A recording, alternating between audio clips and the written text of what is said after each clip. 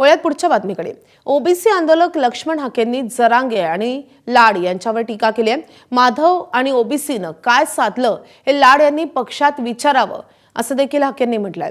भाजपनं ओबीसी आरक्षण संपवलंय याचं उत्तर द्यावं अशी देखील मागणी हाकेंनी केली आहे. 9 न्यायमूर्तींच्या घटनापीठासमोर ताऊन सुलाखून मंडल आयोग आलेला आहे.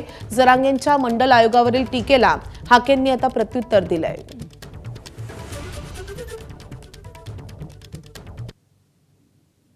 आरक्षण, जरांगे पाटलांची मागणी, कॉन्ट्रावर्सी, जरांगे पाटलांचा समावेश ओबीसी मध्ये झाल्यानंतर ओबीसीचं झालेलं नुकसान, यातली काही काडीची तर अक्कल आहे का या प्रसाद लाडांना?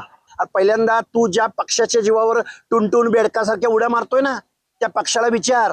माधवनं काय केलं, ओबीसीनी काय केलं? भटाबामणांच्या पार्टीला गावगाड्यातल्या वाड्या वस्त्या तांड्यावरती कोण घेऊन गेलं? त्यामुळं तू नुसत्या काय ते ग्रामीण भागामध्ये म्हणतात आयत्या पिठावर रेगोट्या मारणं. भाजपनं ओबीसीचं आरक्षण संपवलंय. या प्रश्नाचं उत्तर प्रसाद लाडांनी द्यावं किंवा सरकार चालवणाऱ्या प्रसाद लाडांच्या नेत्यांनी द्यावं. अरे जरांग्या, खुळखुळ्या, तुला अक्कल नावाचा प्रकार नाही. ही जी आकडेवारी सांगितली जाते ती 1931च्या इंग्रजांच्या कास्ट वाईज सेन्ससच्या आधारावर सांगितली जाते. 9 जजेसचं खंडपीठ बसलं होतं. त्या 9 जजेसच्या खंडपीठासमोर ताऊन सुलाखून मंडल आयोग इम्प्लिमेंट झालाय. सुप्रीम कोर्टाच्या निर्देशानं झालाय. देशभरातल्या प्रत्येक राज्यात इम्प्लिमेंट झालाय. अरे हे काय बेअक्कल माणसं आहेत. आणि तो लाड हॉटेलवाला, बेअक्कल माणसं एकत्रित आल्यावर असेच आरोप करणार ना.